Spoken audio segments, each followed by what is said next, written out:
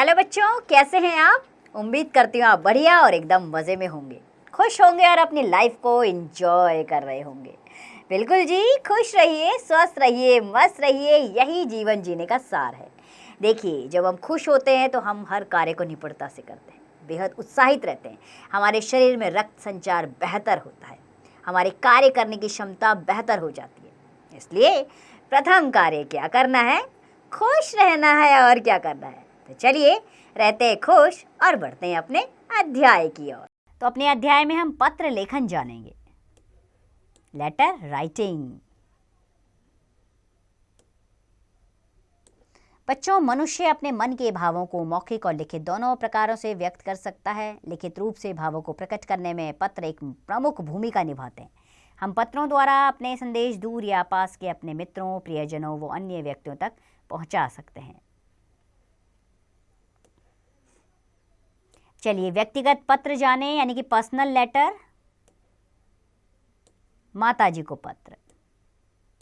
तो माताजी को अपनी पढ़ाई की प्रगति तथा वार्षिक परीक्षा की तैयारी के विषय में पत्र लिखिए।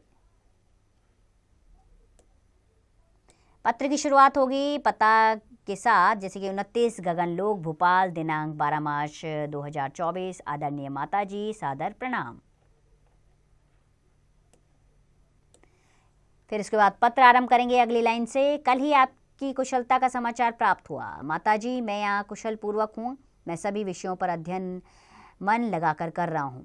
आशा है कि मैं अगले माह आरंभ होने वाली वार्षिक परीक्षाओं में उच्च स्थान प्राप्त करने में सफल रहूँगा।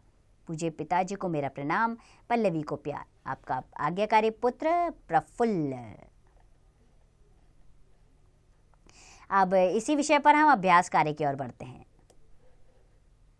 अपने चाचा की शादी में आमंत्रित करने के लिए अपने मित्र को पत्र लिखिए। देखिए, थोड़ी शुरुआत कर दी गई है, जैसे कि 103/4 यशलोक, देहरादून, दिनांक 15 फरवरी 2024।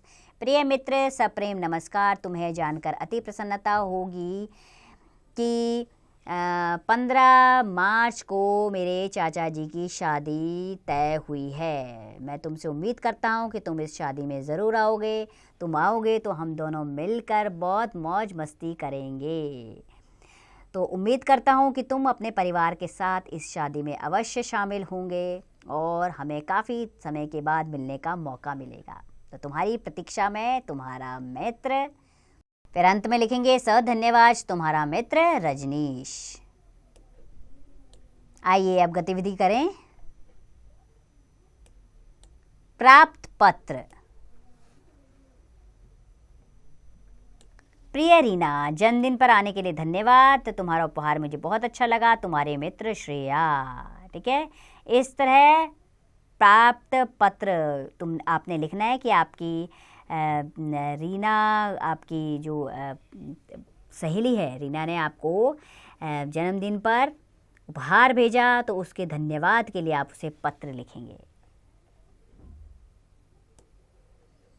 अब रीना की तरफ से उत्तर पत्र लिखिए। अब आपने रीना की तरफ से लिखना है।